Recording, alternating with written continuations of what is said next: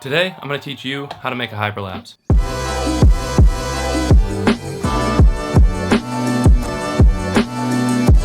One of my favorite pieces of content to create are hyperlapses. A hyperlapse is essentially a stop motion animation, which is a series of individual photos stitched together to look like video. Most of my hyperlapses are of structures such as buildings and statues. Essentially, you want something that you can move towards or around. Now, there are a couple little tricks you need to do first in camera to make sure you get the smoothest hyperlapse possible. The first thing you're going to want to do in camera is turn on your camera's grid.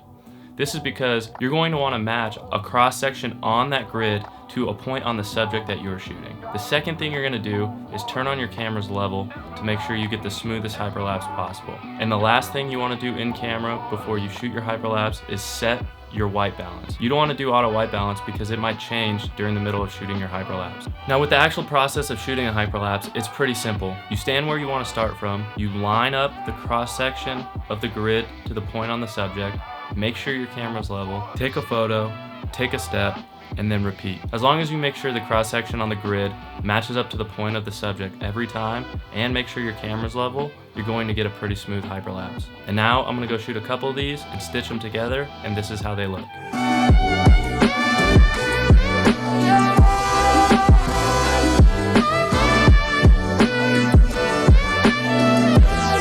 Now, to piece it together properly, I'm going to show you how I do it in Adobe Premiere.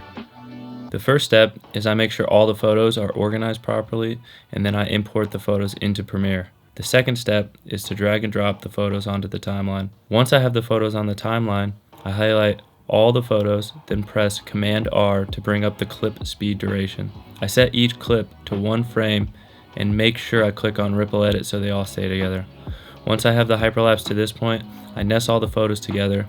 The last step is I add a warp stabilizer to the nested sequence, and the hyperlapse should be done. Once you get to this step, you can play with the speed all you want by using the rate stretch tool. I'm going to leave it how it is, and once again, here is my final outcome.